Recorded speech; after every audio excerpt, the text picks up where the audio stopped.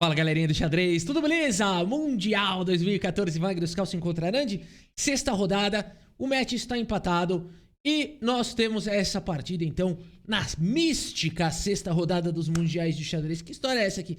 Sexta rodada é mística? É mística, dizem que a sexta rodada, o resultado dali vai ser o resultado do mundial, né? Que é isso, Rafa? Misticismo número 6, que história é essa?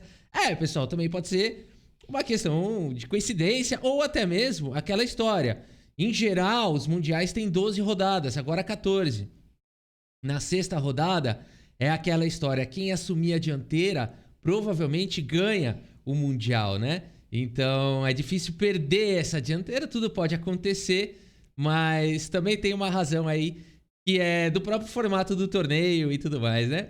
Muito bem, Magnus Carlsen contra Viswanathan Anand. Magnus tem as peças brancas e começa com o peão do rei E4. C5, a defesa siciliana, jogada aqui pelo Anand. Cavalo vem para F3, o peão desenvolve em E6, a variante francesa. Temos D4 abrindo a siciliana. Peão toma, cavalo toma e A6 controlando a casa de B5. Como jogaria Magnus Carlsen? Se o Magnus Carlsen estivesse de negras, ele adora essa variante. C4 foi jogado pelo Carlsen. O Anand joga com cavalo F6, ataca o peão central, o cavalo defende. Bispo B4 ameaça a captura. E dama D3 faz a proteção.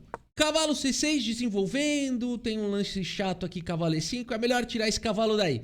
Cavalo por C6, D por C6 propondo trocas. Que ousadia do Anand, propor as trocas de damas, ainda com o rei perdendo aqui o roque. Vambora. Não é exatamente um problema isso. Magnus Carlsen segue buscando a iniciativa com E5 e na verdade o peão continuava atacado. E agora cavalo D7 ataca mais uma vez o peão. Bispo F4 protege e o Anand fala: oba, vou dobrar os peões aqui do Magnus Carlsen. Captura o cavalo.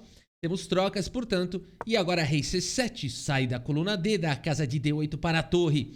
H4 expande na ala do rei. B6 controla a ala da dama. H5 segue a expansão, H6 para tudo. E grande roque jogado pelo Magnus Carlsen, colocando o rei aí um pouco mais próximo aqui dos seus peões e também já colocando a torre em jogo. Bispo B7 jogado pelo Anand, desenvolvendo o bispo na longa diagonal de casas claras. Magnus Carlsen segue com D3, um lance que dá mais mobilidade para a torre e pode atacar potenciais alvos aqui na ala do rei. C5 abre a diagonal do bispo, temos o lance torre G3, temos um alvo. Torre de A em G8 faz a proteção. Bispo D3 reforça o impedimento do avanço do peão para G6. Cavalo manobra para F8, temos o lance bispo em E3 e agora G6 jogado pelo Anand finalmente e temos trocas. Peão toma, cavalo toma e o Magnus Carlsen tem o peão atacado e segue com torre em H5 protegendo no limite. Bispo C6 ganha um pouco mais de mobilidade o bispo. Bispo manobra para C2, tenta controlar o bispo adversário. A torre protegendo esse peão por enquanto. Rei B7, temos torre G4. Que está querendo Magnus Carlsen? Vamos ver. A5 foi jogado. Bispo D1 protege aqui a torre. Sempre importante cuidar de motivos táticos. Torre D8 foi jogado. Bispo manobra para C2. Ataca o cavalo. A torre volta para G8. Meio que propondo o empate. Percebemos aqui que o Anand, se jogar bispo D1, vai querer repetir lance e vai empatar. O Magnus Carlsen joga diferente agora. Joga com o rei D2. Ele falou o seguinte: o Anand até agora jogou, né? Bons lances e quero ver se ele continua achando os melhores lances. E vai para esse lance rei D2. O que a gente falou de motivos táticos, né? É importante defender a torre por conta de motivos táticos. E aqui exatamente está acontecendo isso. E o Anand tem a possibilidade, cara, como é a história dos mundiais, né? É impressionante assim como o jogador, o campeão, ele tem que ser bom, mas ele tem uma dosezinha de, vamos falar assim, a sorte no xadrez existe? Claro que não, mas você pode dar sorte de pegar o adversário num mau dia, isso é sorte, não é? Então, na verdade, a sorte existe, não nos lances que você faz, mas essa sorte fora do tabuleiro. Você pegou um fortíssimo adversário, não no seu melhor dia. Anand tem um tático aqui, cavalo por peão, que deixa as pretas com uma boa vantagem.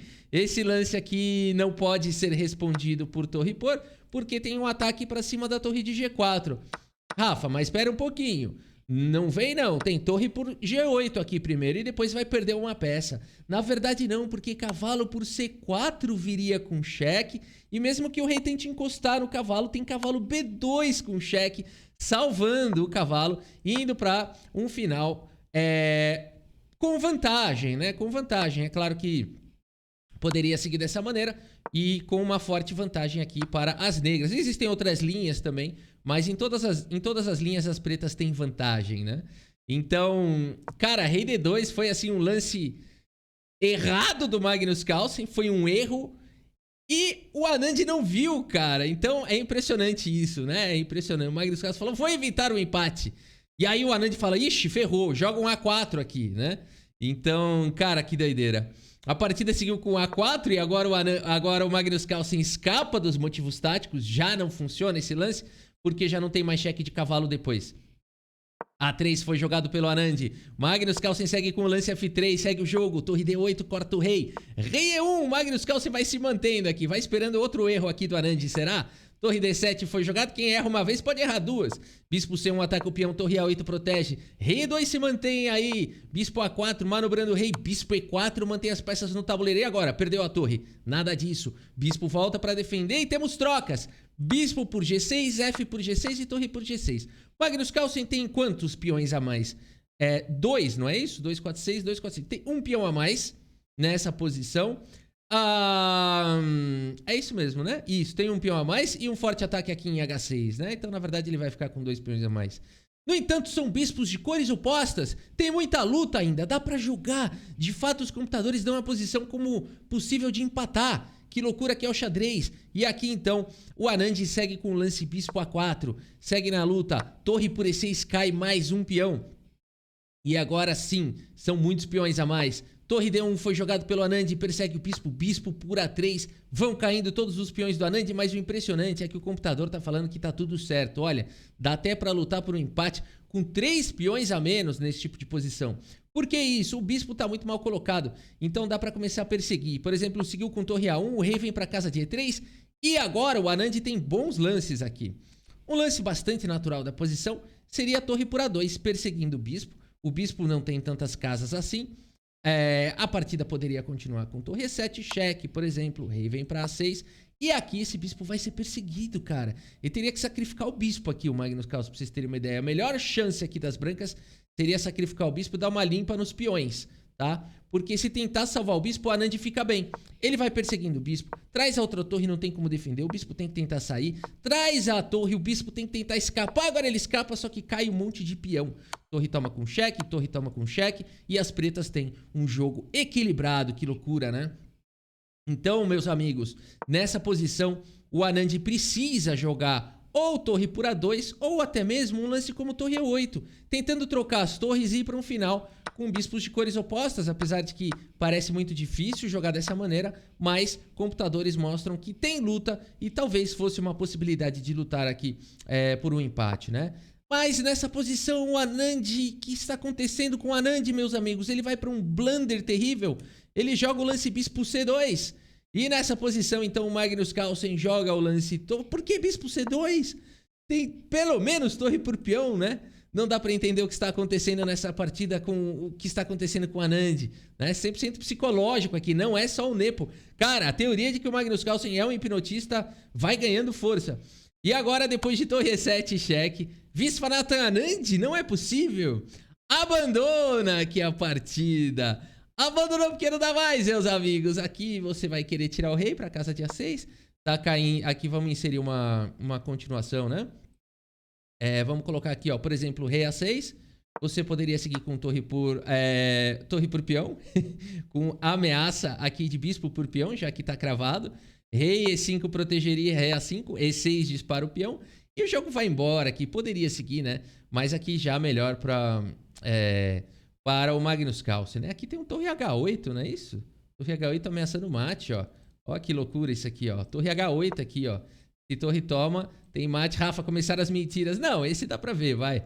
Esse não é tão mentiroso assim. E aí, G4. Aí não tem como parar esse monte de peão passado, né? Rafa, dá sim, ó. As pretas tomam e vão perseguir aí, ó. Vão disparar, vão criar um peão passado aí também e tal. Não, não dá, pessoal. Aqui realmente não tem contra-jogo aqui suficiente aqui pras negras, né? Realmente fica ruim demais aqui. Vamos fazer só mais alguns lances pra... Pronto, o peão disparou. Vamos dar um jeito aqui de apoiar o peão. Dá pra jogar mais uns 30 lances? Dá pra jogar mais uns 30, 40 lances aqui, mas vai ficar ruim isso aqui, né? Vai ficar ruim isso aqui. Pronto, vai, vamos pendurar a torre. Vamos pendurar a torre pra acabar a análise logo? Não, Rafa, eu quero ver até o final essa análise, eu quero ver se ganha mesmo. Você tá enrolando aí a gente, tá fazendo linhas impossíveis, linhas mentirosas, linhas que não fazem nenhum sentido. Não, calma, pessoal, é verdade, aqui promove pra bispo, ó. Aqui, Rafa, para. Tá bom, pessoal. Mas é verdade, aqui a posição tá completamente ganha aqui para as brancas. Agora, promoção para bispo foi sacanagem. É por isso que ele abandonou, Rafa, então? Porque 30 lances depois tinha uma promoção para bispo? Exatamente. Você, anota, é isso mesmo. Pessoal, vamos dar uma olhada aqui no relatório do chess.com, então, nessa partida no Mundial de Magnus Carlsen contra Anand. Poderia ter sido tudo diferente se o Anand não tivesse comido aquele ovo no café da manhã, né? Que atrapalhou ele nessa partida. Quem diria que um ovo tirou o título mundial de Viswanathan Anand, né? Pessoal, mês de dezembro é o mês de diamante. 18 cursos com o grande mestre André Diamante, acesso vitalício para você, cobrindo tudo, aberturas, cálculo, estratégia, tática, meio jogo, tudo mais. E, além de tudo, no mês de dezembro, comprando o combo de 18 cursos com o grande mestre André Diamante, 3 meses de acesso ilimitado ao aplicativo XB Pro. Link na descrição. Vamos dar uma olhada aqui. 94% de precisão para o Magnus Carlsen. Com uma gafe, não é muito normal ver isso daqui, né? Nas partidas do Carlsen, um blunder e um contra-blunder do Anand, né? É inacreditável uma partida do Mundial com contra-blunder. É aquela história, não quero ganhar o Mundial, né? Ganha essa partida, não quero! O Mundial é seu, né? Alguma coisa nessa linha. Muito bem, meus amigos, a gente segue acompanhando a nossa playlist Magnus Carlsen, a gênese de uma lenda. Episódios novos todos os dias no mês de dezembro, meio-dia e às 18 horas. Acompanhem. Espero que vocês tenham gostado da partida e do vídeo. Muito obrigado pela sua audiência, um grande abraço para todos vocês e até a próxima. Valeu!